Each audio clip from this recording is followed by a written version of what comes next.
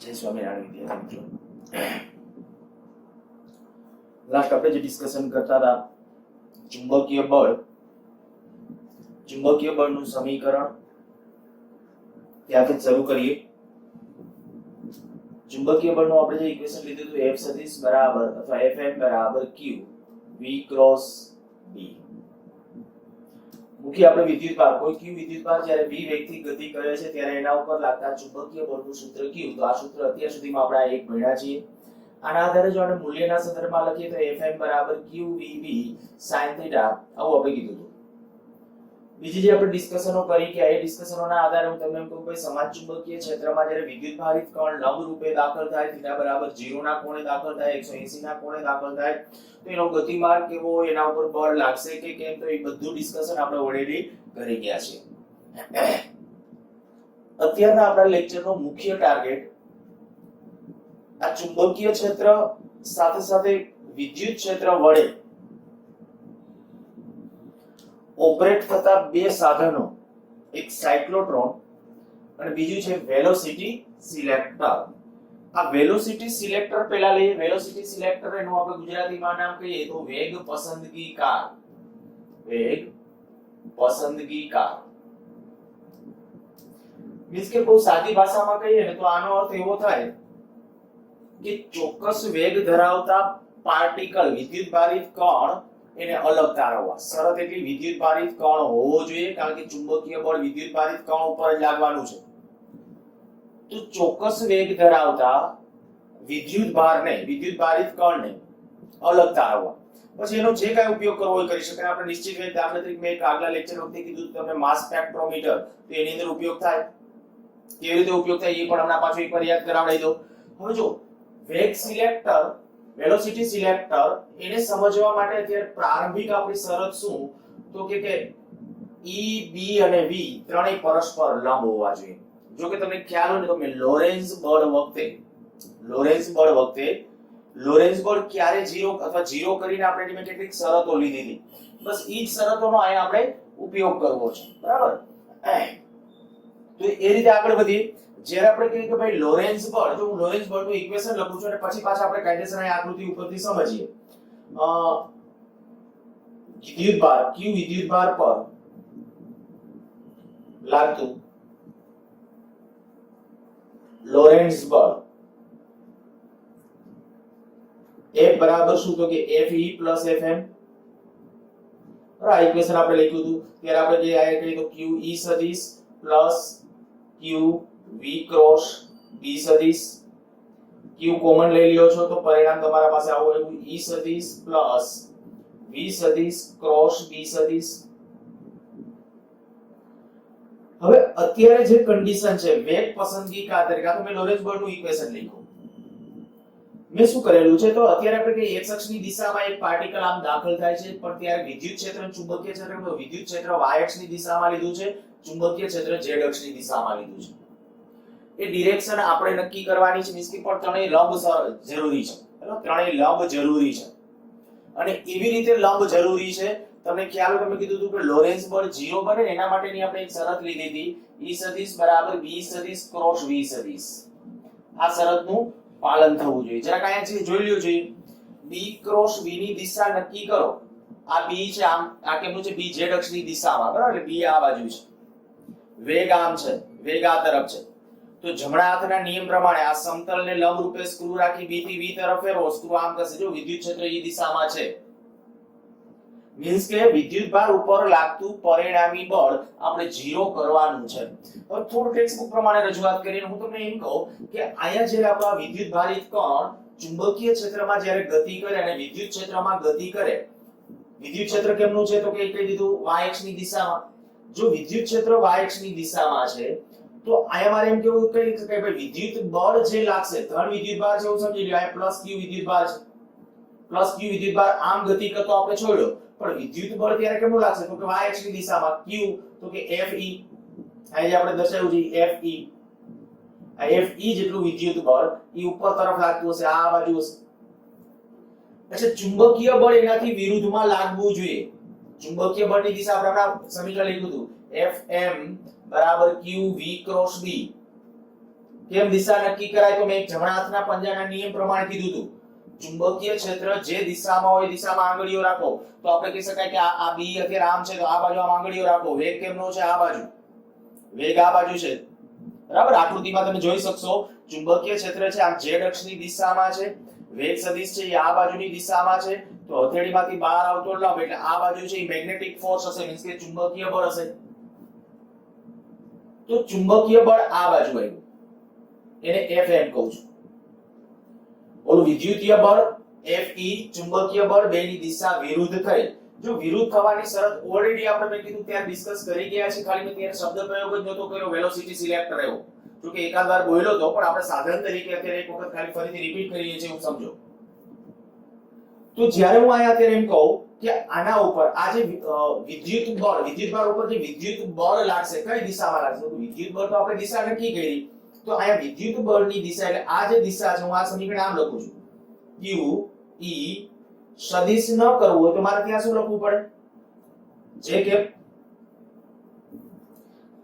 બરાબર q e જે કે આ f સદિશ બરાબર હવે આયા ને આયા જો હું કહું કે આ VB આયા આપણે આ તો ખબર છે V અને B વચ્ચેનો ખૂણો કેટલાનો છે 90 V અને B વચ્ચેનો ખૂણો 90 છે તો VB sin 90 એટલે આમ લખું VB sin 90 એટલે 1 એટલે એનો ઉલ્લેખ કરવાની જરૂર નથી બરાબર આ Q એની સાથે ગુણાકારમાં રહેશે એટલે આ Q QVB તો હવે અહીંયા તમે કહો કે આની દિશા કઈ આવશે V ક્રોસ B ની દિશા પ્રમાણે તો V ક્રોસ B ની દિશા પ્રમાણે આપણે હમણાં નક્કી કરી કે V ક્રોસ B ની દિશા પ્રમાણે ચુંબકીય ક્ષેત્ર કેમનું આવે છે અધો દિશામાં તો માઈનસ જે કે જો આપણે એમ કહીએ કે જો F બરાબર 0 જોઈતું હોય એટલે કે આપણે વિદ્યુતભાર ઉપર કોઈ બળ લાગતું હોવું જોઈએ નહીં તો વિદ્યુતભાર ઉપર જો કોઈ બળ નથી લગાડવું તો આ F બરાબર 0 અને F બરાબર 0 લ્યો તો હવે શું થશે જુઓ 0 બરાબર QE જે કે માઈનસ QVB જે કે આ Q આયા ક્યાંથી એવો ખબર પડી ગઈ છે બરાબર આ Q બે સાથે ગુણાકારમાં લેવા તો આ સ્ટેપ વિચારો એટલે ઝડપથી આની સાથે આ ઇક્વેશન લખ્યું છે મેં આથી ડાયરેક્ટ આ ઇક્વેશન આપણે લખ્યું છે એવું સમજો અચ્છા જો બળ 0 ક્યારે થાય તો બળ 0 હવે આ તો આ જે કેપ છે જે કેપ કોમન કાઢી લ્યો તોય ચાલે તો આપણે આ પરિણામને હજી આમ લખી શકો છો આ ટેક્સ્ટ બુક માં આ રીતે લખ્યું છે બાકી જરૂર નથી ડાયરેક્ટલી આમ દર્શાવી શકો છો આ જે કેપ અને આના ઉપરથી હજી એ પણ કહી શકો કે માટે E VB બરાબર 0 થાય અર્થાત કે E/B બરાબર V થાય આને આ ઇક્વેશન તમને યાદ હશે કે મેં ત્યારે લોરેન્સ બળ વખતે ડિસ્કસ કરાવી દીધું હતું શું દર્શાવે છે આયા આપણે વેગ વેલોસિટી સિલેક્ટર કઈ રીતે શું પરિસ્થિતિ છે તો જો તમારે કોઈ પણ પાર્ટિકલ્સ છે એના વેગ એક ચોક્કસ વેગ ધરાવતા કણોને જ બીમ રચવું છે માની લો મારે ચોક્કસ એક આપણે વેગ નક્કી કરી નાખવું ભાઈ 10⁴ મીટર પર સેકન્ડ આવો વેગ ધરાવતા એક ઇલેક્ટ્રોન અથવા પ્રોટોન નું વિચારો પ્રોટોન નું એક મારે કિરણ જૂથ જોઈએ છે કિરણ જૂથ એટલે કિરણ આમ તો કિરણ ઉપર પ્રોટોન બીમ કહીએ કે પ્રોટોન બીમ જોઈએ છે એટલે ઘણા બધા પ્રોટોનો છે પણ બધાનો વેગ કેવો હોય એક સરખો હોય ને એવા જ બધા હવે કદાચ તમારા પાસે એવું બને કે પ્રોટોન નું જ્યાંથી ઉત્સર્જન થતું હોય ને સ્ત્રોત હોય ને સ્ત્રોતમાંથી તો બધા વેગ ધરાવતા પ્રોટોન ઉત્સર્જિત થતા હોય આ માની લો કે પ્રોટોન નું ઉત્સર્જન કરતો ને એવો એક સ્ત્રોત છે એવું ઇમેજિનેશન કરો આ એક સ્ત્રોત છે તો એમાંથી જે પ્રોટોન નીકળે એ પ્રોટોન છે આપણે આ બાજુ આમ ફેંકા છે મીન્સ કે આ બાજુ આમ પ્રોટોન જાય છે હવે જાય છે એટલે વિદ્યુત ક્ષેત્ર અને ચુંબકીય ક્ષેત્ર કામ સંભાળશે શું કરશે તો કે તમે એવું કરો કે ભાઈ વિદ્યુત ક્ષેત્ર અને ચુંબકીય ક્ષેત્ર એવા ચોક્કસ સેટ કરો તમે નક્કી કરો કે ભાઈ તમારે 10⁴ મીટર પર સેકન્ડ ઝડપ ધરાવતા પ્રોટોન જ જોઈએ છે તો આ બેનો ગુણોત્તર કેટલો થવો જોઈએ 10⁴ E અને B નો ગુણોત્તર મીન્સ કે આયા જે તમે વિદ્યુત ક્ષેત્ર લાગુ પાડો તે અને આયા જે ચુંબકીય ક્ષેત્ર લાગુ પાડો તે ઈ બેનો ગુણોત્તર કેટલો થવો જોઈએ 10⁴ જો આ વિદ્યુત ક્ષેત્ર અને ચુંબકીય ક્ષેત્રનો ગુણોત્તર 10⁴ જેટલો થશે તો હવે શું થશે કે જેવા પાર્ટિકલ અહીંથી આમ આવશે ને, અહીંથી પાર્ટિકલ આપણે કીધું કે પ્રોટોન દાખલા તરીકે આમ એન્ટર થયા, જેવા અહીંથી આમ પ્રોટોન એન્ટર થશે કે તરત જ બળ લાગવાની શરૂઆત થશે. પણ એવા પાર્ટિકલ જે 10⁴ મીટર પર સેકન્ડનો વેગ ધરાવતા હતા એના માટે E/b બરાબર v થયું. મીન્સ કે એના માટે આ કન્ડિશન ફોલો થઈ. આ કીધું છે બળ કેવું છે 0. બળ 0 નો અર્થ શું થાય? લોરેન્સ બળ 0 એનો અર્થ શું થયો? તો કે એવા વેગ ધરાવતા કણ ઉપર સેજેય બળ ન લાગે, અને બળ ન લાગે તો સ્થિર હોય સ્થિર, ગતિમાન હોય અચળ વેગથી ગતિ ચાલુ રાખે. તો શું થશે? જેનો વેગ 10⁴ હતો એ બધા એમના પોતાનું વિચલન થયા સિવાય સીધે સીધા આમાં આગળ ચાલશે. અને બાકીનાનું શું થાય? તો કે બાકીના ઉપર છે જેવો વેગ, જો વેગ વધારે હશે તો આ વેગ દાખલા તરીકે વધુ છે, E/b નો ગુણોત્તર આ તો આપણા માટે મેં કીધું વેગ 0 તમે નક્કી કર્યું E ને b નું મૂલ્ય જે તમારે જોઈએ છે એ એટલા વેગ ધરાવતા કણો વેગ ટૂંકમાં 10⁴ જોઈતો તો E b નો ગુણોત્તર એવો રાખો. હવે તમે E ગુણોત્તર ફિક્સ રાખ્યો પણ વેગ માની લ્યો વધારે છે તો વેગ વધારે હશે તો કયું બળ વધશે? વિદ્યુત બળ વધશે કે ચુંબકીય બળ વધશે? વિચારો જોઈએ. વેગ વધારે હશે તો વિદ્યુત બળનું સૂત્ર તો શું આવે? QE. તો એ તો ફિક્સ, એને કાઈ બદલાવ નથી આવવાનો. કેમાં ફેરફાર આવશે? ચુંબકીય બળમાં. કારણ કે ચુંબકીય બળનું ઇક્વેશનમાં QVB વેગ આવે તો ચુંબકીય બળ વધી જશે. એટલે જેનો વેગ વધારે હશે ને એ બધા જ પાર્ટિકલ કેમના વયા જશે? જેનો વેગ વધારે હશે એટલે સીધા એ પાર્ટિકલ અહીંથી આપેલા વિચલન થઈ જશે. સમજાય છે હું શું કહું છું? જોજો, વેલોસિટી સિલેક્ટર નામ જ એવું છે અને બહુ સરસ ખરેખર આ ઉપકરણ છે. ખૂબ કામનું ઉપકરણ પણ ખરા. આપણે ઘણી જગ્યાએ અત્યારે સાયન્ટિફિકલી એક્સપેરિમેન્ટો જે કરવામાં આવે છે, અગાઉ જ્યારે આપણે કહી શકાય કે ભાઈ 19મી સાલની અંદર જ્યારે જે થોમ્સને E/q અથવા q/m નો રેશિયો નક્કી કર્યો ત્યારે પણ એને આ હકીકતનો સૌથી પહેલા ઉપયોગ કરેલો. અને એના આધારે ચોક્કસ વેગ ધરાવતા વિદ્યુત ભારો તમારે જોઈતા હોય, બાકીના કારણ વિદ્યુત ભારને આપણે નરી આંખે તો જોઈ નથી શકવાના. હવે તમને એમ કે ભાઈ આટલો વેગ ધરાવતા કે આટલા ઊર્જા ધરાવતા આલ્ફા કણો છે એનો બોમ્બાર્ડમેન્ટ કરો કે અથડાવો, તો એટલા વેગ ધરાવતા આલ્ફા કણો ગોતી કેવી રીતે કાઢશો? તો કે આ રીતે. શું કરવાનું? તમારે જે વેગ ધરાવતા પાર્ટિકલ્સ જોઈએ છે E વેગ, તો E/b નો તો આ E અને b નો રેશિયો બસ આ રીતે મેન્ટેન કરો. જેવો મેન્ટેન થશે એટલે શું થશે કે E તમે જે વેગ આ બેનો ગુણોત્તર જેટલો જે વેગ છે ને એટલા વેગ ધરાવતા પાર્ટિકલ ઉપર આમ આ દિશામાં કે એક દિશામાં બળ નહીં લાગે, સીધે સીધા નીકળી જશે. બાકીના એના કરતા વધારે વેગ ધરાવતા હશે ને એના ઉપર બળ નીચે તરફ લાગશે, જેનો વેગ વધારે હશે અને એના કરતા ઓછો વેગ હશે એ પાર્ટિકલ આમ વયા જશે. એટલે અહીંયા હવે તમે એમ કહી શકાય કે અહીંયા દાખલા તરીકે નાનકડું એવું છિદ્ર કે આપણે કે જે બીમ રચવું છે એવું છિદ્ર મોટા ભાગે શું કરવામાં આવે? સીસાની ધાતુની ઈંટો કે એવું બધું. કારણ કે સીસુ છે એ જનરલી કોઈ શક્તિશાળી વિકિરણો તો એ પણ વિકિરણો કરતા એમ કહું કે કણો આલ્ફા બીટા ગેમા જેવા રેડિયેશન્સ પણ હોય તો એમાં પણ શોષણમાં એક ખૂબ અગત્યનો ભાગ ભજવે છે. તો અહીંયા આવી રીતે ધાતુના બ્લોક મૂકેલા હોય. અત્યારે ખાલી એમ લખું છું ધાતુના બ્લોક, ખરેખર સીસાની ધાતુના બ્લોક. આપણે આ આકૃતિમાં ટેક્સ્ટ બુકમાં નથી ડ્રો કર્યું, તમારે ડ્રો કરવાની જરૂર નથી. તમને સમજાય એટલા માટે હું ડ્રો કરું છું. હવે આખી કદાચ રચના તમારા મગજમાં ક્લિયર થઈ ગઈ. એકવાર છતાં ફરીથી હું રિપીટ કરી જાઉં છું. પહેલા મેં કીધું વેગ પસંદગીકાર અથવા વેલોસિટી સિલેક્ટર કેને કહેવાય? તો આ સરસ આકૃતિ ઉપરથી બાકી બધું વર્ણન તમે કરી શકશો. પહેલા આપણે કહી દેવાનું કે ભાઈ જ્યારે કોઈ પણ વિદ્યુતભાર ચુંબકીય ક્ષેત્ર અને વિદ્યુત ક્ષેત્ર લંબ હોય એવા ચુંબકીય ક્ષેત્રમાં લંબ રૂપે એન્ટર થાય ત્યારે એના ઉપર લાગતા લોરેન્ઝ બળનું ઇક્વેશન, આ લોરેન્ઝ બળનું ઇક્વેશન લખ્યા પછી કહેવાનું કે અહીં વિદ્યુત બળ છે, વિદ્યુત ક્ષેત્ર છે એ y અક્ષની દિશામાં છે તો વિદ્યુત બળ કેમનું લાગશે? y દિશામાં. એટલે q e j કેપ. એ જ રીતે ચુંબકીય બળ કેમનું લાગશે? તો કે ચુંબકીય બળ જો તમારે વેલોસિટી સિલેક્ટર તો ઋણ y દિશામાં લાગવું જોઈએ ને આ લાગશે. ચુંબકીય ક્ષેત્ર આમ છે તો ત્યારે ઋણ y દિશામાં લાગશે ને એના બળનું ઇક્વેશન લખી નાખ્યું. પછી કહેવાનું કે હવે અહીં વિદ્યુતભાર ઉપર લાગતું પરિણામી બળ 0 થાય. 0 થાય ત્યારે એના માટેની શરત આવી ગઈ. તો એ શરત શું આવી? v બરાબર E/b. એનો અર્થ એવો થઈ કે આ વેગ ધરાવતા જે કણો છે ને એ કણોનું વિચલન નહીં થાય, એ સીધે સીધા અહીંથી આમનું ચાલ્યા જશે અને આ જે સાંકડો કિરણ દળ રચવો છે જેટલો કિરણ દળ એટલું છિદ્ર રાખવાનું. એટલે આમાંથી જે નીકળશે બાકીનાનું શું થશે? જેનો વેગ વધારે હતો એ શું થશે? જેનો વેગ વધારે હશે એના ઉપર ચુંબકીય બળ વધી જશે. બરાબર? ચુંબકીય બળમાં QVB છે, વેગ વધુ, તો આના કરતા આ બળ વધી ગયું કહેવાય. QE તો ફિક્સ છે, QE વિદ્યુત ક્ષેત્ર અચળ છે તો આ બળ તો ચોક્કસ છે, પણ વેગ વધારે હોય જે આથી કણો આમ નીકળ્યા. હમણાં મેં પ્રોટોન કીધા હતા, પ્રોટોનનો વેગ 10⁴ તો તો 10⁴ ઉપર કોઈ બળ નથી લાગતું, એ સીધે સીધા નીકળી જશે. પણ માની લ્યો કે એના કરતા વધારે વેગ ધરાવતા કોઈ કણો છે તો શું થશે?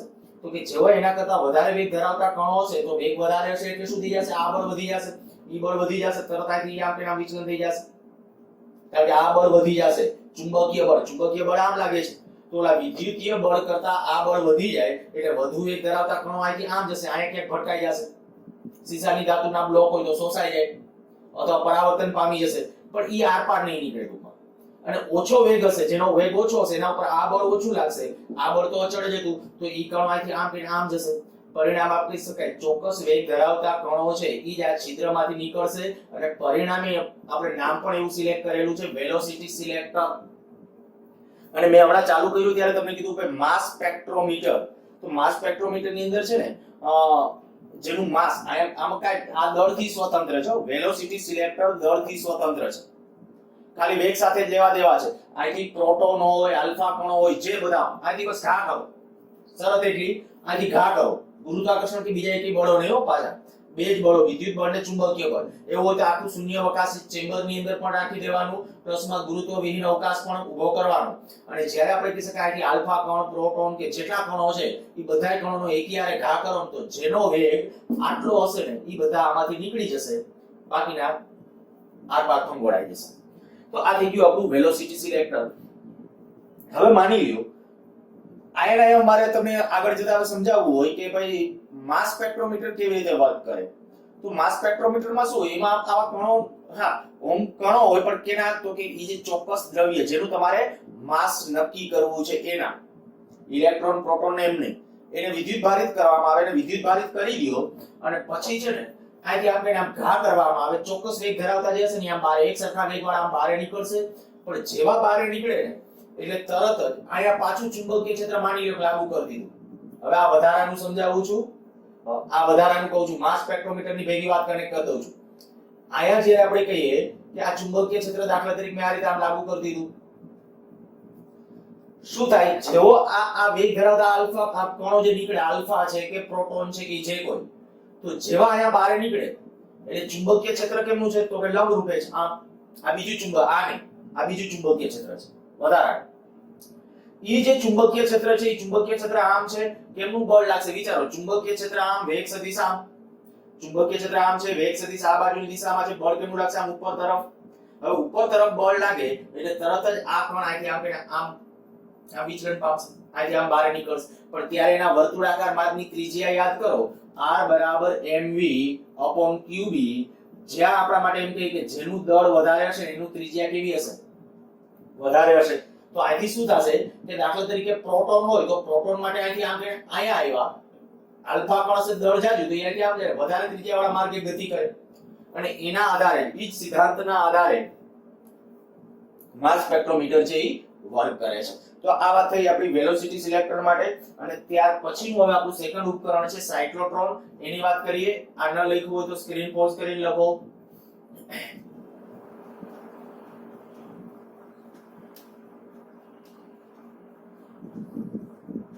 સાયક્લોટ્રોન, સાયક્લોન એટલે થાય વાવાઝોડું.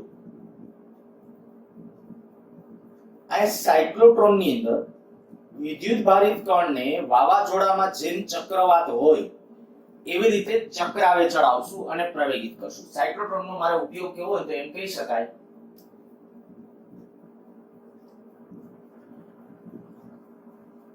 વિદ્યુત ભારિત કણોને પ્રવેગિત કરવા.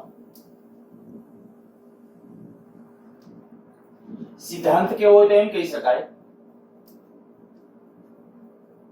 વિદ્યુત ક્ષેત્ર અને ચુંબકીય ક્ષેત્રની મદદથી, વિદ્યુત ક્ષેત્ર અને ચુંબકીય ક્ષેત્રની મદદથી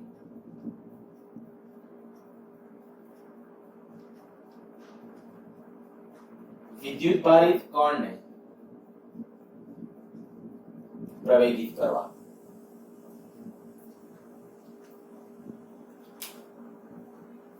વિદ્યુત ભારિત કણોને પ્રવેગિત કરવા. વિદ્યુત ભારિત કણો એટલે ઇલેક્ટ્રોન, પ્રોટોન કે આવા જે કણો એ બધા વિદ્યુત ભાર ધરાવતા કણો કહેવાય. એને પ્રવેગિત કરવા એટલે કે વેગ વધારવો, એને પ્રવેગી ગતિ કરાવડાવવી. વિદ્યુત ક્ષેત્ર અને ચુંબકીય ક્ષેત્ર એની અંદર ખાસ વિદ્યુત ક્ષેત્ર છે ને એ બદલાતું હશે, ચુંબકીય ક્ષેત્ર છે એ ફિક્સ હશે, અચળ હશે. આ એમસીક્યુ સોલ્વ કરવા માટે આ વિધાન ક્યાંક લખવું હોય તો લખી પણ નાખજો, એવું લાગે તો આકૃતિની બાજુમાં લખી નાખજો કે વિદ્યુત ક્ષેત્ર બદલાય, ચુંબકીય ક્ષેત્ર છે એ અચળ હોય, ફિક્સ હોય. પછી બીજું આના પછીનું એક બીજું એની એક નવી આવૃત્તિ આપણે કોર્સમાં નથી એટલે નથી ભણવાના, પણ સિન્ક્રોટ્રોન, એમાં બે બદલાય. આ સાયક્લોટ્રોન, ઓલું કહું છું સિન્ક્રોટ્રોન. તો એ સિન્ક્રોટ્રોન ની અંદર વિદ્યુત ક્ષેત્ર અને ચુંબકીય ક્ષેત્ર બે બદલાય. બરાબર, આપણે એની ડિસ્કશન નથી કરવાના, પણ જસ્ટ તમને એ મગજમાં આવું, કારણ કે એમસીક્યુ માં કદાચ આવું પૂછી શકે કે ભાઈ સાયક્લોટ્રોન માં વિદ્યુત ક્ષેત્ર બદલાય, ચુંબકીય ક્ષેત્ર બદલાય, બંને બદલાય, બેમાંથી એકેય ન બદલાય, તો તમને ખ્યાલ હોવો જોઈએ કે ભાઈ વિદ્યુત ક્ષેત્ર છે ને એ સમય સાથે બદલાય, ચુંબકીય ક્ષેત્ર કેવું હોય, અચળ. એ હમણાં સ્પષ્ટ થઈ જશે કેવી રીતે આ ગોઠવણ છે એના ઉપર. આયા જે વિદ્યુત ક્ષેત્ર અને ચુંબકીય, જો આપણો ગતિ આગલા એક લેક્ચર વખતે આપણે જે લાસ્ટમાં લેક્ચરમાં ડિસ્કશન કરેલું હતું કે જ્યારે વિદ્યુત ભારિત કણ ચુંબકીય ક્ષેત્રમાં લંબ રૂપે દાખલ થાય તેનો ગતિમાર્ગ કેવો હોય, વર્તુળાકાર. બરાબર, અને વર્તુળાકાર માર્ગની ત્રિજ્યા, એ ત્રિજ્યાનું આપણું જે સમીકરણ હતું r બરાબર mv/qb, આ ત્રિજ્યાનું સમીકરણ. આના ઉપરથી તમને ખબર છે મેં ઓમેગા નું સમીકરણ લખ્યું હતું qb/m, અને આના જ ઉપરથી આપણે આવૃત્તિ f મેં f વડે દર્શાવ્યું હતું, આયા ન્યુ વડે જનરલી દર્શાવાય છે. તો કેટલું આવશે qb/2πm, અથવા આવર્તકાળ કયો તો 2πm/qb. આ એક ખાસ કામનું છે, આના આધારે જ આપણે આગળ વધી શકશું બધા. એટલે આ જે ચુંબકીય ક્ષેત્રમાં જો કોઈ વિદ્યુત ભારિત કણ લંબ રૂપે દાખલ થાય તો એના વર્તુળાકાર માર્ગની ત્રિજ્યા, આવૃત્તિ અને આવર્તકાળ એ આપણને ખ્યાલ હોવો જોઈએ. શું છે સાયક્લો અને ટ્રોન? મેં કીધું સાયક્લોન એટલે વાવાઝોડું. વાવાઝોડામાં જે રીતે વાયુ, હવા જે ચક્રાવે ચડે, એવી રીતે આમાં વિદ્યુત ભારને આપણે ચક્રાવે ચડાવશું. તો કેવી રીતે ચક્રાવે ચડાવીએ છીએ એના માટે જુઓ, આ એક મોટી ચેમ્બર, શૂન્યાવકાશિત ચેમ્બર. સૌથી પહેલો આનો જે સિદ્ધાંત એમએસ લિવિંગસ્ટોન એમણે સાયક્લોટ્રોન સૌથી પહેલા છે એ તૈયાર કરેલું હતું. બે આમ તો છે ઈઓ લોરેન્સ અને એમએસ લિવિંગસ્ટોન, એટલે એ બે આમ ટેક્સ્ટબુકમાં નામ પણ આપ્યા છે, તમે વાંચી શકશો. એ તો એમણે જે સૌથી પહેલા જે સાયક્લોટ્રોન પર લિવિંગસ્ટોનનો ફાળો મહત્તમ છે. તો એ બંને વૈજ્ઞાનિકો જે સાયક્લોટ્રોન બનાવ્યું એની અત્યારે ખાલી સરળ આકૃતિ આવું જે દર્શાવેલું છે, તમને એમ થાય આવું બનાવી નાખીએ એટલે શું સાયક્લોટ્રોન બની જાય? તો કે આ ખાલી એની રચના સમજવા માટે રેખા આકૃતિ બોલાય. એની આકૃતિ ખરેખર આપણે કહીએ કે સાયક્લોટ્રોન નથી, આ સાયક્લોટ્રોનની રેખા આકૃતિ છે કે ભાઈ જેની અંદર લીટા કરીને ખાલી તમે એનો સિદ્ધાંત સમજી શકો. રિયલમાં આવું ડબલું ગોઠવી દો તો તમે એને સાયક્લોટ્રોન કહી શકો એવું હોતું નથી. અચ્છા, આ એક શૂન્યાવકાશિત ચેમ્બર છે. શૂન્યાવકાશિત ચેમ્બરની અંદર ચુંબકીય ક્ષેત્ર લાગુ કરેલું હોય, પણ એના કરતા પહેલા આપણે એક બે અગત્યની વસ્તુ, આ ધાતુના બે પોલા ડીશ, આ ધાતુના બે પોલા ડીશ ખરેખર કેવી રીતે રચના છે? તો કંઈક આ રીતે. અરે એ તમારે ડ્રો નથી કરવાનું, ખાલી સમજવા માટે હું આ ડ્રો કરું છું.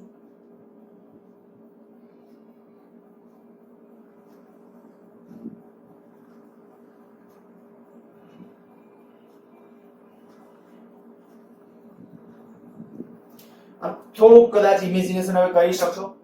ધાતુના પોલા ડી, અંગ્રેજીનો ડી આકાર હોવાથી આને ડીઝ તરીકે ઓળખાય છે. બરાબર, આ અંગ્રેજીનો ડી જેવો શેપ હોવાથી આને ડીઝ,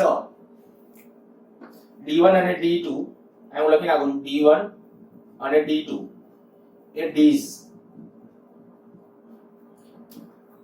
DEES ડીઝ તરીકે ઓળખાય છે. આ બે ડીઝ ધાતુના પોલા ડીઝ એટલે વચ્ચેના ભાગમાં આમ પોલાણો. બરાબર, આ રીતે અહીંયા આપણે કઈક આ અત્યારે કન્ડિશન આવી થઈ. આ માની લ્યો કે આ અત્યારે મારી સામે અત્યારે આ શેપ છે, એનો ડી ભાગ છે, એનો સપાટ ભાગ છે તમારા તરફ છે, વક્ર ભાગ મારા તરફ છે. આ બાજુ આયા પતરા હોય, ધાતુના છે એટલે દેખી દેવાથી કે આયા પતરું, અને વચ્ચેના ભાગમાં પોલાણ. આ વચ્ચેના ભાગમાં જે પોલાણ હશે ત્યાં આપણે શું કરવાનું છે, આવા બે ધાતુના પોલા ડીશ એના જે આપણે કહીએ કે ભાઈ આ સમાંતર પૃષ્ઠો એકબીજાની સામસામે રહે ને એ થોડા નજીક, અત્યારે થોડાક આપણે દૂર, આપણે સિદ્ધાંત વ્યવસ્થિત સમજવો છે એટલા માટે મેં થોડાક વધારે દૂર દર્શાવેલા છે.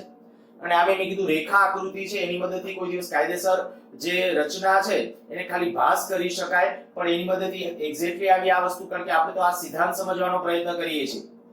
તો આ બે ધાતુના પોલાર ડીઝ એ બેને આપણે સામ સામે ગોઠવી દીધા છે. ચુંબકીય ક્ષેત્ર અને વિદ્યુત ક્ષેત્ર કેવી રીતે લાગુ કરશું? તો કે ચુંબકીય ક્ષેત્ર છે ને એ ફિક્સ છે, અને એ કેવી રીતે, જે આ ડોટ વડે મેં દર્શાવેલું છે, એ ડોટ વડે દર્શાવેલું ચુંબકીય ક્ષેત્ર એટલે આ રીતે આમ છે, બારે આવતી દિશા. અત્યારે કહીએ તો બ્લેકબોર્ડના સમતલને લંબ રૂપે બારે આવતી દિશાનું આમ ચુંબકીય ક્ષેત્ર છે. એ ચુંબકીય ક્ષેત્ર ક્યાં છે? તો કે સમગ્ર આ ચેમ્બરમાં. સમગ્ર ચેમ્બરમાં એટલે શું? આ પોલાર ડીઝમાં પણ હશે? તો કે હા, કારણ કે ચુંબકીય ક્ષેત્ર ગમે એમાંથી, ચુંબકીય ક્ષેત્ર ધાતુમાંથી વચ્ચેથી એમાંથી પસાર થઈ શકે, એ રીતે તમને અવાહકમાંથી પસાર થાય. પણ તમે કદાચ એવા એક્સપેરિમેન્ટ કર્યા હશે કે ભાઈ કોઈ નોટબુક કે અથવા પેજ છે, ઉપર કઈક લોખંડનો વેર રાખી નીચેથી ચુંબકને ફેરવો તો ઉપર લોખંડનો વેર કે લોખંડની વસ્તુ હોય તો એ મૂવમેન્ટ આપશે. એનો અર્થ કે એમાંથી ચુંબકીય ક્ષેત્ર રેખાઓ પસાર થતી હશે નોટમાંથી. કહેવાનો અર્થ આ છે કે અહીંયા ચુંબકીય ક્ષેત્ર હશે, આ ડીઝમાં ચુંબકીય ક્ષેત્ર કેવી રીતે છે? અત્યારે આપણે જે દર્શાવ્યું છે ચુંબકીય ક્ષેત્ર આ રીતે આમ છે. બીજું અહીંયા મેં એક શબ્દ પ્રયોગ લખ્યો છે આંદોલક. એને થોડુંક આંદોલકને મારે બીજી રીતે આમ કેવું છે ઓસિલેટર. બીજા અર્થમાં હજી કહો તો એસી, ઊંચા વોલ્ટેજ વાળો એસી. વોલ્ટેજ પ્રાપ્તિ સ્થાન છે પણ ઊંચા વોલ્ટેજ, હાઈ વોલ્ટેજ એવા ઓસિલેટર. ઓસિલેટર ઓસિલેશન કરે, ઓસિલેશન એટલે દોલન, કારણ કે એસી માં શું હોય? સતત બદલાય. એસી ની અંદર જો કે હજી આના પછીના ચેપ્ટર વખતે આપણે એસી ભણશું. ડીસી ની અંદર એક છેડો કાયમી ધન જ હોય. ડીસી માં આપણે ખબર છે બેટરીને મેં એકા જગ્યાએ દર્શાવ્યું હતું. ડીસી માં તો આપણે આમ, પણ એસી માં આપણે એકા જગ્યાએ આમ દર્શાવેલું હતું કે એસી ની સંજ્ઞા આવી રીતે હોય. પણ ડીસી માં આ છેડો ધન જ હોય, ઋણ હોય હંમેશા ઋણ જ હોય. પણ એસી માં શું હોય? તો કે એસી ની અંદર સતત ધન ઋણ ધન ઋણ ધન ઋણ બદલાશે. આ બંને ટર્મિનલ જેટલી એની ફ્રીક્વન્સી હોય, આપણા ઘરમાં જે એસી વોલ્ટેજ આવે એની આવૃત્તિ કેટલી હોય? 50 હર્ટ્ઝ. તો એનો અર્થ એવો થાય કે ઈ કદાચ અહીંયા લાગુ પાડ્યા હોય ને 50 વોલ્ટ, સોરી 50 હર્ટ્ઝ, ઈ કદાચ આપણા ઘરમાં જે એસી વોલ્ટેજ લાગુ પાડ્યો એની આવૃત્તિ 50 હર્ટ્ઝ હોય, તો ઈ જો અહીંયા લાગુ પાડ્યો હોય તો શું થાય?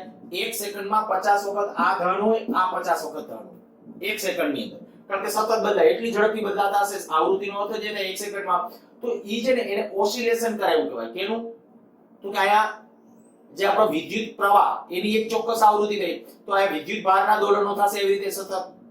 તો ત્યારે આપણે એને ઓસિલેટર, આંદોલક કે ગમે ઈ બોલી શકાય. એટલે ઈ જો શું કરશે? તો કે ઈ બદલાતું જતું વિદ્યુત ક્ષેત્ર ઉત્પન્ન કરશે. સિદ્ધાંત હજી સમજો. બદલાતું જતું વિદ્યુત ક્ષેત્ર કેવી રીતે? તો કે આને જ્યારે માની લ્યો કે કોઈ એક ક્ષણે, હું કોઈ એક સમયના કોઈ એક ભાગ માટે, હવે ધ્યાન રાખજો હું સાથે સાથે રચના, આ રચનાની સાથે સાથે આપણે એની કાર્ય પદ્ધતિ સાયક્લોટ્રોનમાં વિદ્યુત ભાગ કેવી રીતે પ્રવેગિત થાય ને એ પણ ડિસ્કસ કરીએ છીએ. તો જ્યારે તમે એમ કહો કે આ દાખલા તરીકે કોઈ એક ક્ષણે આ ધન છે, આંદોલકનો આ છેડો ધન છે, આ ઋણ છે, તો આ ડીઝ ધન સ્થિતિમાં આવશે. એટલે મીન્સ કે આના પૃષ્ઠ ઉપર ધન વિદ્યુત ભાર હશે, આના પૃષ્ઠ ઉપર કયો હશે? ઋણ. અચ્છા, તો એક આ વિચારો જોઈએ કે જો આના પૃષ્ઠ ઉપર માની લ્યો કે ધન છે, તો આના પતરા ઉપર આયા વચ્ચે આવી રીતે આયા આ ધન છે, પાછળના પતરા ઉપર એ ધન જ હશે. કેવી કન્ડિશન થઈ? હું તમને એમ કહું કે માની લ્યો કે આ બે પતરા છે, આ બે ડીઝ નથી બોલતો, આ એક ડીઝના બે પતરા, આ એક ડીઝ છે એનો એક આ બાજુનું પૃષ્ઠ છે, એક આ બાજુનું હશે. બરાબર? એ અત્યારે તમારી સામે છે એવું સમજો. આ બે પૃષ્ઠ છે જે ડીઝ, આ ડીઝ શેપ છે આપણો, બે પતરા, આના ઉપર ધન છે, આના ઉપર ધન ચાર્જ છે. મને વચ્ચે વિદ્યુત ક્ષેત્ર કયો તો કેટલું હશે? આના ઉપર ધન વિદ્યુત ભાર હોય, આના ઉપર એ ધન વિદ્યુત ભાર હોય, તો વચ્ચે વિદ્યુત ક્ષેત્ર કેટલું? તો કે આને કારણે જેટલું આમ હશે એટલું આને કારણે આમ હશે. તો બે પતરા વચ્ચે કેટલું આવી જશે? 0. આનો અર્થ એવો થાય કે જે આપણે આ પોઝિટિવ બનશે, આ નેગેટિવ બનશે, પણ ઈ જે ડીઝ વચ્ચેના વિસ્તારમાં આખું ધન બન્યું હશે. એટલે આ આખું ધન બન્યું, પણ એના વચ્ચેના જે પોલાર વાળો ભાગ છે ને અહીંયા વિદ્યુત ક્ષેત્ર નહીં હોય. ક્યાં? હું આ જે ડીઝ છે, ઈ ડીઝ છે ખરેખર ધાતુનું પોલું છે, અને મેં કીધું પોલાર વાળું જે ડીઝ છે ઈ ડીઝના વચ્ચેના વિસ્તારમાં, એટલે આની અંદર વચ્ચે જે પોલાણ હશે ઈ પોલાણની અંદર કોઈ વિદ્યુત ક્ષેત્ર નથી અને એવી રીતે અહીંયા પણ કોઈ વિદ્યુત ક્ષેત્ર નથી. આ પોલું છે, બે ધાતુના ડીશ આપણે કીધું સામસામે રેખા, બે પોલા ડીશ છે અને પોલા ડીશના આ જે બે પતરાઓ છે, બે પતરા ઉપર ધન ચાર્જ જ હોય અને પરિણામે આપણે ત્યાં કહી શકાય કે આ ડીશના વચ્ચેના વિસ્તારમાં, આ બે ડીશ વચ્ચે નથી બોલતો, ડીશના જે બે પતરા છે એની વચ્ચે, બરાબર, આ જે ડીશ બોલું છું એ ડીશના આ રીતે પોલાણ વાળું છે, તો એની અંદર વચ્ચે જે જગ્યા છે એની અંદર ત્યાં વિદ્યુત ક્ષેત્ર નથી. રચનાની અંદર પહેલા આટલું ખબર પડી ગઈ હશે. મેં જો આયા તમને હમણાં ચાલુ કર્યું ત્યારે પણ તમને આવું સમજાવ્યું કે ભાઈ વિદ્યુત ક્ષેત્ર છે ને બદલાતું હશે. તો હવે તમને ખબર પડી કે આંદોલક છે, ઓસિલેટર છે, તો વિદ્યુત ક્ષેત્ર કેવી રીતે બદલાશે? આની અંદર તો વિદ્યુત ક્ષેત્ર 0 છે, પણ આયા વિદ્યુત ક્ષેત્ર 0 નથી. આયા વિદ્યુત ક્ષેત્ર માની લ્યો કે કોઈ એક ક્ષણે અત્યારે આવી રીતે આમ છે, બે ડીશ વચ્ચેની ગેપમાં વિદ્યુત ક્ષેત્ર આમ કેમ? તો કે આ મેં ધન કીધું છે, આ ઋણ કીધું છે, તો આયા આ ડીશ આખી ધન છે, આ ડીશ આખી કેવી છે? ઋણ. વિદ્યુત ક્ષેત્રની દિશા કઈ હોય? ધન થી ઋણ તરફ. તો વિદ્યુત ક્ષેત્ર આમ હશે, બે ડીશ વચ્ચેના વિસ્તારમાં વિદ્યુત ક્ષેત્ર છે એ આપણું આ તરફ છે. હવે જો વિદ્યુત ક્ષેત્ર આ તરફ છે બે ડીશ વચ્ચેના વિસ્તારમાં, ચુંબકીય ક્ષેત્ર કેમનું છે? આ રીતે આમ. ઈ તો બધી જગ્યાએ છે. ચુંબકીય ક્ષેત્ર આમ બારે છે, બ્લેકબોર્ડના સમતલને લંબ રૂપે અત્યારે બારે આવતી, ઈ ફિક્સ છે. વિદ્યુત ક્ષેત્ર સતત બદલાશે. કઈ રીતે બદલાશે? તો કે આ આંદોલક છે, ઓસિલેટર આ પ્લસ હશે ત્યારે આ માઈનસ હશે, ત્યારે વિદ્યુત ક્ષેત્ર આમ છે, પછી ઉલટાશે, પછી આ ઉલટાશે, આ ધન બનશે, આ ઋણ બનશે, તો વિદ્યુત ક્ષેત્ર આમ હશે. જોજો, તો વિદ્યુત ક્ષેત્ર સમય સાથે બદલાય છે એમ કહેવાય. તો કે હા, વિદ્યુત ક્ષેત્ર અહીંયા સમય સાથે બદલાય છે, ચુંબકીય ક્ષેત્ર બદલાતું નથી, એ ફિક્સ છે. અને હવે આપણે વિદ્યુત ભારિત કણને પ્રવેગિત કરવો છે. હું આ બાકીની વધારાની રચના છે એટલું ભૂસી નાખું છું. ડીઝ ને મગજમાં રાખજો, બધું સમજવા માટે ખૂબ અગત્યનું છે.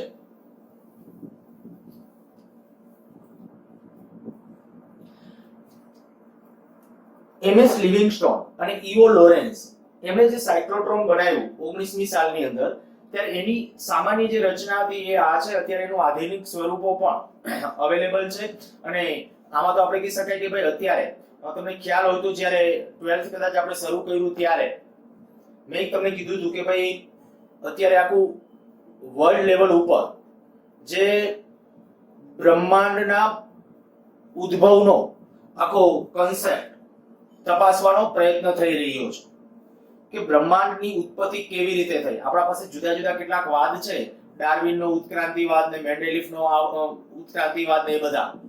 પણ એના જે ઉત્ક્રાંતિવાદ એટલે શું? તો કે એમને જે અવશેષો ને એ બધા છે એના આધારે કેટલાક ડેટા ફિટ કર્યા ને એના આધારે ગોઠવું. પણ એ આપણે ખરેખર જોવું હોય તો કે જો એને જોવું હોય ને તો એક જ વસ્તુ કે આપણે આઈન્સ્ટાઈનના સાપેક્ષવાદ મુજબ પ્રકાશની ઝડપ કરતા વધારે ઝડપે ગતિ કરવી પડે. મેં ક્લાસરૂમમાં એકવાર ડિસ્કશન કર્યું હતું. પ્રકાશની ઝડપ કરતા વધારે ઝડપે ગતિ કરવી પડે અને જો આવનારા દિવસોમાં કદાચ કોઈ પ્રકાશની ઝડપ કરતા વધારે ઝડપે કદાચ ગતિ કરાવડાવી શકશે તો આઈન્સ્ટાઈને તો એવું ના પાડી છે પોસિબલ નથી, પણ કદાચ માની લો જો કોઈ ગતિ કરાવડાવી શકશે ને તો એ વિદ્યુત ક્ષેત્ર ગતિ કરાવડાવી શકશે. બરાબર, વિદ્યુત ક્ષેત્ર અત્યારે કેટલીક આપણી સાધનોની મર્યાદા છે. બાકી મેં તમને પહેલા જ વખતે કીધું હતું, ખાલી એકવાર એટલું યાદ કરાવડાવું કારણ કે વિદ્યુત બળ F બરાબર QE, માની લો કે હું F બરાબર ma લખું તો QE આ A બરાબર QE upon m, માની લો કે 1 કુલમનો ચાર્જ છે, 1 કુલમ વિદ્યુત ભાર, બરાબર, વિદ્યુત ભાર 1 કુલમ, વિદ્યુત ક્ષેત્ર આપણે લાગુ પાડ્યું 10⁴ માની લઈએ અને દળ છે તો કે ઇલેક્ટ્રોનનું દળ કેવો અથવા વિદ્યુત ક્ષેત્ર 1 ન્યૂટન પર કુલમનું, જે તો નાનું પણ આવે પણ ઇલેક્ટ્રોન જેવા કણો તો ઇલેક્ટ્રોન માટે કેટલું થાય 9.1 એટલે આપણે કહી શકાય 10 લઈ લો. ચાલો 10 ગુણ્યા 10 ની -31 ઘાત, તો આ 10 ની -30 ઘાત થઈ. જોજો આ પ્રવેગ કેટલો થાય. આ 10 ની 30 ઘાત ઉપર જાશે માઈનસમાં તો એ પ્લસ થઈ જશે ને, તો 10 ની 34 ઘાત મીટર પર સેકન્ડ સ્ક્વેર. હવે જરાક બુદ્ધિ દોડાવવો જોઈએ. આટલો પ્રવેગ એટલે એનો અર્થ એવો થાય કે વિદ્યુત ક્ષેત્ર ઇલેક્ટ્રોનને 1 સેકન્ડમાં આટલો વેગ વધારી શકે. વિદ્યુત ક્ષેત્ર 1 સેકન્ડમાં આટલો વેગ વધારી શકે 10 ની 34 ઘાત. તો આટલો કે આપણે પ્રકાશનો વેગ તો છે 10 ની 8 ઘાત ખાલી. બરાબર, વિચારવા જેવી વાત છે પણ હજી સુધી નથી પહોંચ્યા એ એટલું સત્ય છે. બરાબર, એ એટલું સત્ય છે કે હજી સુધી આપણે પ્રકાશની ઝડપે ગતિ હા કેટલાક ન્યૂઝમાં ને એવું કે ભાઈ પ્રકાશની ઝડપે, પણ જ્યારે કદાચ સાબિત કરવાની વાત આવે ત્યારે હજી સુધી લગભગ મારા અંદાજ પ્રમાણે હું જ્યાં સુધી જાણું છું ત્યાં સુધી એ સાબિત થઈ શક્યું નથી. ઓકે, આવનારા દિવસોમાં કદાચ મેં કીધું પ્રમાણે કે જો સાબિત થઈ શકશે, પ્રકાશની ઝડપ કરતા વધારે ઝડપ પ્રાપ્ત થશે તો આપણે ભૂતકાળ નરી આંખે જોઈ શકશું. એવું મેં તમને ક્લાસરૂમમાં એકવાર જે ડિસ્કશન કરેલું હતું. સારું, અત્યારે બહુ લોંગ આપણે એક્સટેન્ડ નથી કરવું, અહીંયા સમજવાનો પ્રયત્ન કરીએ. વાત આપણી એમ છે કે ભાઈ આ વિદ્યુત ક્ષેત્રનું કામ શું? જો હું સ્વતંત્ર રીતે આ કામ કરું તો આપણે કહી શકાય કે આમાં વિદ્યુત ક્ષેત્ર જે છે ને, એ વિદ્યુત ક્ષેત્ર છે એ શું કામ કરશે? તો કે વિદ્યુત ભારને પ્રવેગિત કરવાનું.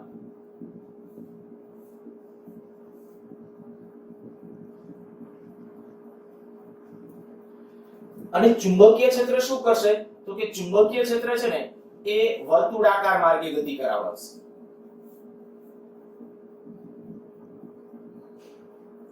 કોને? વિદ્યુત ભાર.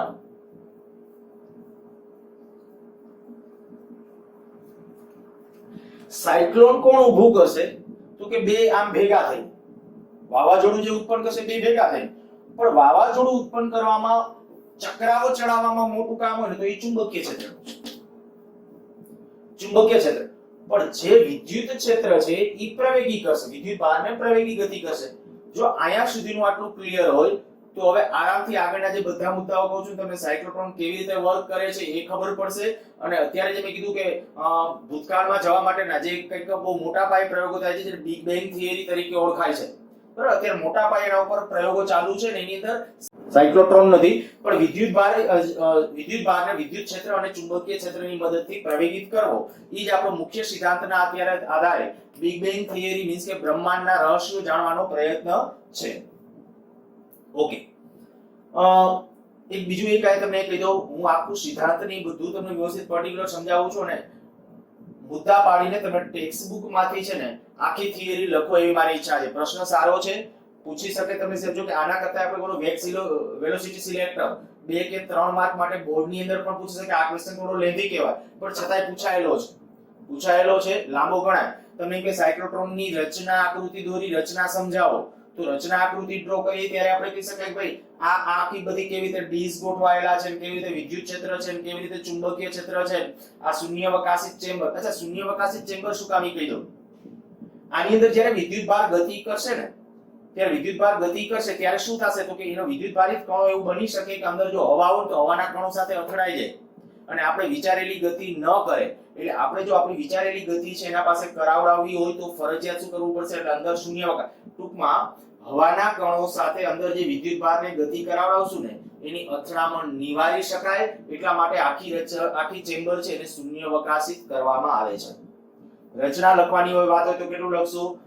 એક ચેમ્બર શૂન્યાવકાશિત શા માટે? ચુંબકીય ક્ષેત્ર કેવી રીતે છે, વિદ્યુત ક્ષેત્ર કેવી રીતે છે, બે ડીશ કેવી રીતે છે, આ પ્રવેગક વોલ્ટેજ શું છે, જે આપણે કે ઊંચી આવૃત્તિ વાળા જે એસી સિગ્નલ લાગુ પાડે એનું કામ, બસ એટલું સમજાવો એટલે ત્યાં આપણી રચના પૂરી. અને હવે જે વાત છે કાર્ય પદ્ધતિની અંદર, તો કાર્ય પદ્ધતિની અંદર મુખ્ય હું ક્યારનો આજ સમજાવું છું કે પહેલા આપણે કીધું ભાઈ આનો ઉપયોગ શું કીધું? વિદ્યુત ભારિત કણોને પ્રવેગિત કરવા. સિદ્ધાંત શું? વિદ્યુત ક્ષેત્ર અને ચુંબકીય ક્ષેત્રની મદદથી વિદ્યુત ભારિત કણને પ્રવેગિત કરો. પણ એમાં વિદ્યુત ક્ષેત્ર શું કરશે? વિદ્યુત ભારિત કણને પ્રવેગિત કરવાનું કામ કરે છે. ચુંબકીય ક્ષેત્ર એને વર્તુળાકાર માર્ગે ગતિ કરાવડાવશે. તો એ પરિસ્થિતિ આપણે અહીંયા સાકાર કરવી છે. જોઈએ હવે જો શું થાય છે. સૌથી પહેલા જે કણ, માની લો કોઈ એક ધન વિદ્યુત ભારને આના કેન્દ્ર પાસેથી રિલીઝ કરવામાં આવે, મુક્ત કરવામાં આવે. જે વિદ્યુત ભારને પ્રવેગિત કરવો છે, પ્રવેગિત કરવામાં આવતા વિદ્યુત ભારને અહીંયા મુક્ત કરવામાં આવે. હું આવું બોલું છું. જેવો અહીંયા મુક્ત થાય વિદ્યુત ભારિત કણ, કયું બળ લાગશે? વિદ્યુત ક્ષેત્ર એને કારણે બળ લાગશે. ચુંબક, તો કે પેલું વિદ્યુત ક્ષેત્રને કારણે લાગે. કારણ કે જો વિદ્યુત ભારને મુક્ત કરો એટલે સ્થિર હોય, તો સ્થિર વિદ્યુત ભાર ઉપર ચુંબકીય બળ ન હોય. ચુંબકીય બળનું ઇક્વેશન શું હતું? Fm = q v × b. બરાબર, ચુંબકીય અને વિદ્યુતીય બળ કયું છે? F = qe. આ તો લાગે સ્થિર વિદ્યુત ભાર ઉપર. તો જેવો તમે અહીંથી વિદ્યુત ભારને ડ્રોપ કરશો, પડતો મૂકશો, એટલે પ્રારંભમાં આ બળ ન હોય. ઇનિશિયલ સ્ટેજમાં આ બળ હશે વિદ્યુત બળ. હવે વિદ્યુત બળ કેમનું લાગશે આના ઉપર? તો કે વિદ્યુત બળ સીધું આમ લાગશે. જેવું આમ લાગશે એટલે વિદ્યુત ભાર આમ ગતિ કરવા લાગશે, વિદ્યુત ક્ષેત્રની દિશામાં લાગે તો કોઈ વિદ્યુત ક્ષેત્ર કેમનું, તો મેં પ્રારંભમાં આવું ધાર્યું છે કે માની લો કે આ ધન છે, આ ડીશ છે એ ધન છે, આ ડીશ છે એ પ્રારંભમાં ઋણ છે. જો આ ડીશ ધન હોય અને આ ડીશ ઋણ હોય તો વિદ્યુત ક્ષેત્ર બે ડીશ વચ્ચે આવી રીતે આમ છે, બરાબર, બે ડીશ વચ્ચેના વિસ્તારમાં વિદ્યુત ક્ષેત્ર આમ છે. તો ધન વિદ્યુત ભારને હું અહીંથી ડ્રોપ કરું તો કેમનું બળ લાગે, તો હવે તો આવડવું જોઈએ વિદ્યુત ક્ષેત્રની દિશામાં, તો વિદ્યુત ક્ષેત્રની દિશામાં એટલે આમ બળ લાગશે. હવે જેવું વિદ્યુત ક્ષેત્રની દિશામાં બળ લાગ્યું એટલે વિદ્યુત ભારની ગતિ આમ ચાલુ થશે, અને જેવો વિદ્યુત ભારની ગતિ આમ ચાલુ થાય એટલે ચુંબકીય બળ પણ ચાલુ, કારણ કે હવે વેગ આવી ગયો. અચ્છા, ચુંબકીય બળ કેમનું લાગશે એ વિચારો. વેગ કેમનો, આ બાજુ જોજો, વેગ આયા કેમનો છે, આ બાજુ છે. જો વેગ આમ છે, ચુંબકીય ક્ષેત્ર કેમનું છે, આ બાજુ. ચુંબકીય ક્ષેત્ર આપણે આ કીધું છે, આ બ્લેકબોર્ડના સમતલને લંબરૂપે બહાર આવતી દિશામાં વેગ સદિશ આમ છે, તો ચુંબકીય બળ કેમનું લાગશે, ચુંબકીય બળ આ બાજુ લાગશે, નીચે તરફ. તો આના ઉપર ચુંબકીય બળ નીચે તરફ લાગવાની શરૂઆત થશે. પણ પ્રારંભમાં બળ ઓછું હશે એટલા માટે વેગ બહુ ઓછો હશે, કારણ કે અહીંથી મુક્ત કર્યો તો. હવે વિદ્યુત ક્ષેત્ર, હવે આ તો નાનકડો વિસ્તાર છે, વિદ્યુત ક્ષેત્રને કારણે એટલે આપણે નો ડાઉટ કંઈક વેગ પ્રાપ્ત કર્યો એટલે કંઈક બળ લાગ્યું, અને બળ લાગશે કેમ લાગ્યું, નીચે તરફ. તો આ વિદ્યુત ભારિત કણ કંઈક આમ નમશે અને આ કંઈક વર્તુળાકાર. આપણે ખબર છે ચુંબકીય ક્ષેત્રમાં વિદ્યુત ભારિત કણનો ગતિમાર્ગ કેવો થાય, વર્તુળાકાર, લંબ રૂપે દાખલ થાય. જો ચુંબકીય ક્ષેત્ર છે એ આ દિશામાં છે, ચુંબકીય ક્ષેત્ર આ તરફનું છે, અને આપણે કીધું વિદ્યુત ભારિત કણ આમ છે તો બળ નીચે તરફ લાગશે, અને બળ નીચે તરફ તો લંબ રૂપે તો છે, લંબ રૂપે હોય એટલે ગતિમાર્ગ કેવો થાય, વર્તુળાકાર. તો અહીંથી છે ને આ પાર્ટિકલ્સ છે એ માની લો કે જો વેગ મળ્યો એટલે અહીંથી આપણે વર્તુળાકાર માર્ગની આમ ગતિ કરવા ટ્રાય કરશે. હું ડ્રો કરું આયા, આજે અહીં સુધી એનો વેગ વધશે, અહીંયા સુધી વેગ વધી અને ત્યાંથી પછી અહીંથી આમ અહીંયા વેગ નહીં વધે. શું કામ નહીં વધતો, કે અહીંયા વિદ્યુત ક્ષેત્ર નથી. યાદ રાખ્યું, મેં પહેલા સમજાવી દીધું કે આ બે ડીશ વચ્ચેના વિસ્તારમાં વિદ્યુત ક્ષેત્ર નથી. આ આખી પ્રોસેસ ક્યાં થાય છે, ઓલા પોલાર ડીશ સામે છે ત્યારે વચ્ચેના પોલારમાં, પોલારમાંથી આપણે કહીએ કે ભાઈ ત્યાંથી પ્રોટોનને પડતો મૂક્યો, પ્રોટોનને પડતો મૂક્યો એટલે પ્રોટોન આમ ગયો, પણ જેવો ગયો એટલે ડીશની અંદર એન્ટર થાય પછી વિદ્યુત બળ ન લાગે, કારણ કે આની અંદર વિદ્યુત ક્ષેત્ર નથી. એ મેં પહેલા સમજાવ્યું, જો ભૂલી ગયા હોય તો વિડિયો રિવાઇન્ડ કરજો પાછો. અને વિદ્યુત ક્ષેત્ર આની અંદર નથી, માત્ર ચુંબકીય ક્ષેત્ર છે. તો ચુંબકીય ક્ષેત્ર શું કરશે, વર્તુળાકાર માર્ગે ગતિ, તો કે બળ આમ લાગે છે તો આમ કે આમ એનો ગતિમાર્ગ થશે. અચ્છા, તો આ સૂત્ર હવે ઇફેક્ટિવ બની જશે, R = mv/qb. શરૂઆતમાં વેગ ઓછો હશે તો વર્તુળાકાર માર્ગની ત્રિજ્યા ઓછી હશે, R = mv/qb. જેવો અહીંથી આપણે કીધું કે આયા હવે શું થયું, આ ચોક્કસ એક વેગ આયા, દાખલા તરીકે અહીંયા સુધીનો આયા પહોંચ્યો, ત્યાં સુધી મેં એક વેગ પ્રાપ્ત કરી લીધો. જે વેગ પ્રાપ્ત કરી લીધો, ત્યાં વેગ પ્રાપ્ત કરી લીધો એટલે તરત શું થઈ ગયું કે અહીંથી કન્ટિન્યુ વર્તુળાકાર માર્ગની ગતિ તો સતત છે, એવું નથી કે આયા સીધી ગતિ કરે, સતત વર્તુળાકાર માર્ગની ગતિ છે. ત્યાં આપણે એની ગતિ છે સતત, અહીંથી ચાલુ થાય પછી સતત આમ વર્તુળાકાર માર્ગની ગતિ હોય. પણ થાશે શું, ઈ જોજો મુખ્ય આખો કોન્સેપ્ટ, કે અહીંથી ચુંબકીય ક્ષેત્ર એનું કામ એને સંભાળી લીધું. ચુંબકીય ક્ષેત્ર છે એને આમ ગતિ કરાવશે, કારણ કે બળ આમ લાગે છે, બળ નીચે તરફ લાગે છે, બળ નીચે તરફ એટલે આમ ગતિ કરાવવાનો છે. પણ આમ ગતિ કરાવડાવે ત્યારે એના વર્તુળાકાર માર્ગની ત્રિજ્યા કેનાથી નક્કી થાય, તો કે R = mv/qb થી. તો કે m તો ફિક્સ છે, પ્રોટોન હોય તો પ્રોટોન, વિદ્યુતભાર પ્રોટોનનો ફિક્સ હોય, ચુંબકીય ક્ષેત્ર બદલાતું નથી, એ ફિક્સ છે. પણ વેગ માટે જરાક વિચારો જોઈએ, તો કે અહીંથી આયા ગયો, ઓકે સમજી ગયા, કાયદે સુધી વેગ કાંઈક વધ્યો, જે વેગ થયો એ વેગને અનુરૂપ આમ વર્તુળાકાર માર્ગે ગતિ કરશે, અને વર્તુળાકાર માર્ગે ગતિ કરી અને જેવો આ ડીશમાંથી બહાર આવવાની તૈયારીમાં હોય ને, આ ડીશમાંથી જેવો બહાર આવે, D2 ડીશ છે, આને D2 નામ આપ્યું છે આપણે ડીશને, આ D1 છે.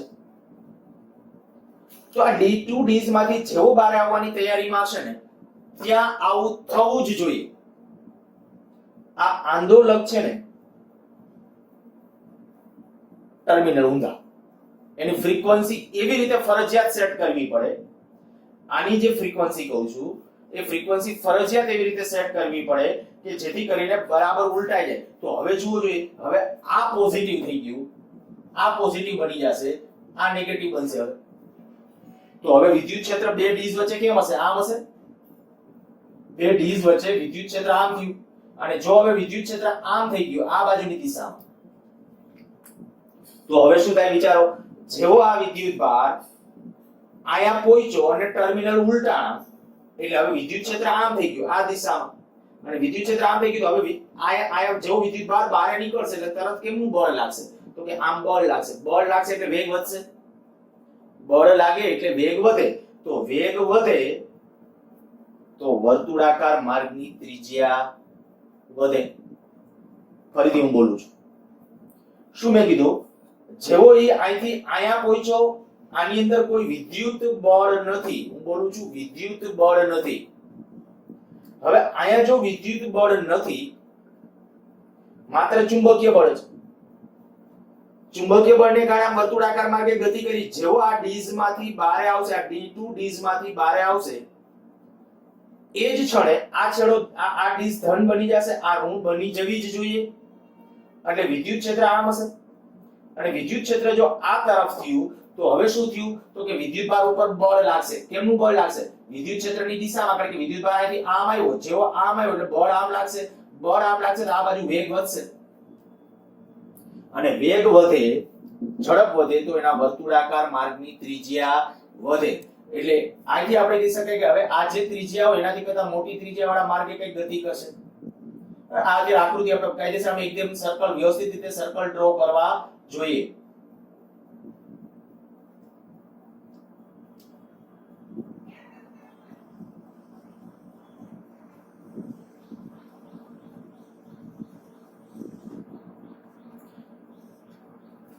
આપણે અત્યારે ખાલી મેં બે ત્રણ સર્કલ આપણે કઈ અસંખ્ય વખત ભ્રમણ કરે. આ તો ખાલી બે ત્રણ પરિભ્રમણ ખાલી તે તમને સમજાય. બાકી આકૃતિમાં તમે તમારી રીતે વ્યવસ્થિત રીતે ડ્રો કરજો. હું ખાલી સિદ્ધાંત સમજાવું છું. જેવો અહીંથી આમાં ગયો ને આ ડીઝ માંથી અહીંયા બહાર આવ્યો, અહીંયા વેગ વધ્યો. કોણ વેગ વધારશે? વિદ્યુત ક્ષેત્ર. વિદ્યુત ક્ષેત્ર કેમનું હતું? આ બાજુથી આ ડીઝ થી આ ડીઝ તરફનું આ વિદ્યુત ક્ષેત્ર છે, એ વેગ વધારશે. જેવો વેગ વધારે એટલે વર્તુળાકાર માર્ગની ત્રિજ્યા વધશે. તો પહેલા ત્રિજ્યા ઓછી હતી, હવે ત્રિજ્યા ઓછી હતી, હવે જો મોટી ત્રિજ્યા થઈ.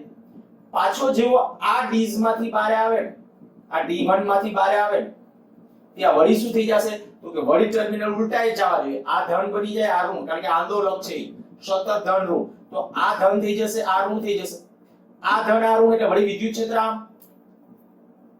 એટલે જેવો આ વિદ્યુત ભાર પાછો આમાંથી બહાર નીકળે ને એટલે વળી પાછું બળ લાગશે. બળ લાગે એટલે વેગ વધે. વેગ વધે એટલે એની વર્તુળાકાર માર્ગની ત્રિજ્યા પાછી વધે એટલે મોટી ત્રિજ્યા. જેવો પાછો અહીંયા પહોંચે વળી પાછો અહીંયા ટર્મિનલ ઉલટાઈ ગયા હોય, આ વિદ્યુત ક્ષેત્ર આ ધન આ છેડો આ ઋણ પરિણામ વિદ્યુત ક્ષેત્ર આમ હશે. વેગ વધશે, વેગ વધે એટલે વળી પાછું કહી શકાય મોટી ત્રિજ્યા વાળા માર્ગે ગતિ.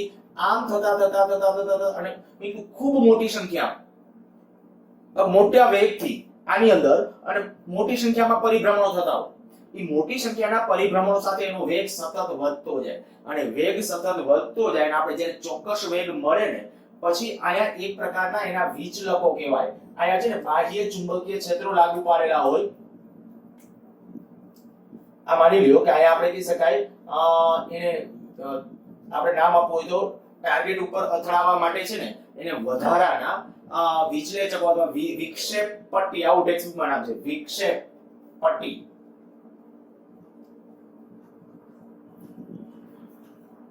શું કર્યું હોય? બીજું કઈ નહીં. જેવો એક ચોક્કસ વેગ એના પાસે પ્રાપ્ત થાય ને એટલે આને સેટ કરી યોગ્ય રીતે સેટ કર્યો હોય એટલે આ ચુંબકની જેમ જ આ વિદ્યુત ભારિત કણ છે ને એ વિદ્યુત ભારિત કણ ઉપર આ વધારાના ચુંબકીય ક્ષેત્રો લાગુ થાય અને પરિણામે હવે એ આમ રાઉન્ડ ફરવાને બદલે સીધો આના વડે ખેંચાય અને બહાર લઈ લેવામાં. ત્યાંથી એ સીધો આમ બહાર નીકળી જશે અને બહાર નીકળી જાય જ્યારે જેના ઉપર હવે તમારે જેને અથડાવવો છે કોઈ જગ્યાએ તો અથડાવી શકો, કોઈ જગ્યાએ એને ભટકાવવાનો છે ભટકાવી શકો. એટલે આનો ઉપયોગ ક્યાં થાય તો ઉપયોગ મેં કીધું જો વિદ્યુત ભારિત કણને પ્રવેગિત કરવા. પણ એ પ્રવેગિત કણનો શું ઉપયોગ કરવો એ આપણા હાથની વાત છે. પ્રવેગિત કણ માટે અત્યારે મેં કીધું આયન ઇમ્પ્લાન્ટેશન, આયન ઇમ્પ્લાન્ટ કરવા, કોઈ નવું રેડિયોએક્ટિવ મટીરીયલ તૈયાર કરવું હોય. અત્યારે મેડિકલ ક્ષેત્રે અત્યારે કે ભાઈ લેબોરેટરીની અંદર કોઈ રેડિયોએક્ટિવ તત્વ તૈયાર કરવું હોય તો એક નવો આયન કે કણ કે એને ભટકાવવામાં આવે, પ્રતાડન જેને કહેવાય. તો એ પ્રતાડન કરવા માટે છે એ આ કામ છે સાયક્લોટ્રોનનું. તો એ સાયક્લોટ્રોન છે આના જેવું. તમને જો કદાચ એમ પૂછે કે ભાઈ સાયક્લોટ્રોનનો ઉપયોગ જણાવો તો ઉપયોગ તો ખરેખર આ એક આવી ગયો. પછી ઓલી બધી એની ઉપયોગિતા મીન્સ કે એના સબ ઉપયોગો આપણે હું તમને એક સાદું કહું કે ભાઈ તમને એમ કહેવા માંગો ભાઈ રેફ્રિજરેટરનું કાર્ય શું તો તમે એમ કહેશો કે ઠંડુ કરવા માટે. પણ તમે એમ લોકો કોઈ બટેટા ઠંડા કરવા માટે થાય છે, દૂધ ઠંડુ કરવા માટે થાય છે, છાશ ઠંડી, તો એ બધી ઉપયોગિતા છે. સેમ વસ્તુ આપણે વિદ્યુત ભારને પ્રવેગિત કરવો એનો મુખ્ય ટાર્ગેટ, પણ એ પ્રવેગિત કરવાનો ઉપયોગ તમારે ક્યાં કરવો, કઈ જગ્યાએ, એ આપણા હાથની વાત છે. પ્રવેગિત કરણની મદદથી મેં કીધું ભાઈ આયન ઇમ્પ્લાન્ટેશન માટે થાય છે, રેડિયોએક્ટિવ મટીરીયલ તૈયાર કરવા માટે થાય છે, મેડિકલ ક્ષેત્રે આ વિદ્યુત ભારિત પ્રવેગિત કણો છે એને અથડાવી અને આપણે કહી શકાય કે નવા રેડિયોએક્ટિવ તત્વો અથવા નવા કોઈ મટીરીયલ રૂપાંતરણ કરવા માટે પણ આનો ઉપયોગ થાય છે. આ જે બહુ અગત્યની વાત છે ને, એક બીજી શરત આમ સાયક્લોટ્રોન આમ પૂરું થઈ જાય છે, પણ એક સાથે સાથે ટેક્સ્ટ બુકમાં ડિસ્કશન છે, હું ડિસ્કશન કરું તો આ બે આવૃત્તિ જો આ ચુંબકીય ક્ષેત્રમાં જે વર્તુળાકાર માર્ગે ગતિ કરશે વિદ્યુત ભાર, ત્યારે એની આપણે જે આવૃત્તિ સેટ કરવાની કે આ એક ચોક્કસી કેમ ખબર પડે, મારે કેટલી રાખવી, કારણ કે જેવો અહીંથી બહાર નીકળે, આ ડીશમાંથી બહાર નીકળે ત્યાં ધન ઋણ બદલાઈ જવો જોઈએ, વળી પાછો અહીંથી આ ડીશમાંથી બહાર નીકળે ત્યાં પાછો ધન ઋણ બદલાઈ જવો જોઈએ. તો ઈ આવૃત્તિ કેમ નક્કી કરી? તો કે આ આવૃત્તિ નક્કી કરી નાખો. આ ચુંબકીય ક્ષેત્રની જે આવૃત્તિ, ચુંબકીય ક્ષેત્રમાં આ કેની આવૃત્તિ હતી યાદ કરો આગલા લેક્ચરમાં, કે ચુંબકીય ક્ષેત્રમાં જ્યારે વિદ્યુત ભારિત કણો વર્તુળાકાર માર્ગે ભ્રમણ કરે ને ત્યારે એના પરિભ્રમણની આવૃત્તિ છે. તો જો પરિભ્રમણની જેટલી આવૃત્તિ હોય ને એટલી જ આવૃત્તિ આની રાખવી પડે. બે આવૃત્તિ ફરજિયાત મેચ કરવી પડે, એને અનુનાદ કહેવાય. એનો આ પરિસ્થિતિનો અનુનાદ કહેવાય. અનુનાદ એટલે શું? બે આવૃત્તિ મેચ થવી. આ કઈ બે આવૃત્તિ મેચ થવી? તો કે એક જે આપણે આ ઓસિલેટરની આવૃત્તિ જે છે તે અહીં સાયક્લોટ્રોન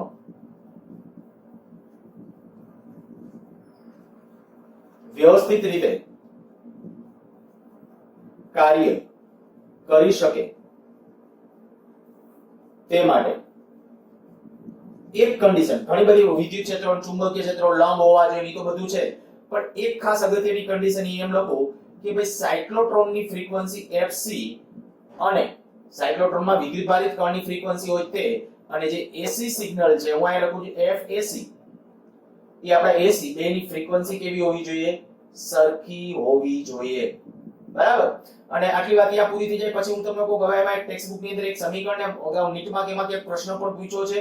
જો આ સમીકરણ ઉપરથી હું આમ લખું MVR બરાબર MV બરાબર QBR, MV બરાબર QBR, આના ઉપરથી મારે ગતિ ઊર્જામાં જવું હોય 1/2 mv² આપણે આમ લખવું છે. અહીં આપણે m ને ઓલી બાજુ પ્રારંભમાં લઈ લ્યો અને v નો સ્ક્વેર કરો, m ને ચાલો ઓલી બાજુ લઈ લઉં છું, એટલે પરિણામ આવું થયું. હવે 1/2 આપણે પછી પેલા વર્ગ કરી નાખો. આનો જ્યારે વર્ગ કરો છો તો અહીંયા વર્ગ થઈ જશે બધી બાજુ, અહીંયા આખા પદનો વર્ગ, અહીંયા v વર્ગ, એક સ્ટેપ લખું આ તો નહીં ચાલો, v વર્ગ બરાબર q² b² r² m², અને હવે 1/2 m v² બરાબર 1/2 q² b² r² upon 2m. તો આ શું કહેવાય? સાયક્લોટ્રોનમાં વિદ્યુત ભારિત કણની જે મહત્તમ ઝડપ જે છે એ આ, કારણ કે ત્રિજ્યાની બધું નક્કી થાય ઓટોમેટિક, અને મહત્તમ ગતિ ઊર્જા કેટલી? તો આ ખાસ બધાને જે લોકો કેરફુલી ખરેખર ધ્યાન આપો છો એ લોકો ખાસ રિક્વેસ્ટ કરું છું ટેક્સ્ટ બુકમાંથી આ સાયક્લોટ્રોન વાળો આખો ટોપિક જોજો. બરાબર? મેં આખું બહુ ડિટેલમાં સમજાવેલું છે, દરેક શબ્દ આવી જાય એવી રીતે, પણ લખ્યું નથી બધું. એટલે લખવાનું છે તમારે, એના મુદ્દાઓમાંથી ટૂંકમાં એમાં વર્ણન કરતા કરતા તમે તમારી રીતે નોટ્સ તૈયાર કરજો અને વ્યવસ્થિત રીતે આખું લખજો. બરાબર? આખું આ જેટલું સાધન તમે વ્યવસ્થિત રીતે સમજશો ને, આના પછીની થિયરીઓની અંદર પાછું હજી બળના બીજા ઇક્વેશનો આવતા લેક્ચરથી એડ કરશું, તો ત્યારે એના માટે પણ આ વસ્તુ ખૂબ કામની છે. સારું, લેક્ચરની લેન્થ વધારે વધી જાય છે એટલે હવે આવતા લેક્ચરમાં આગળ રાખીએ.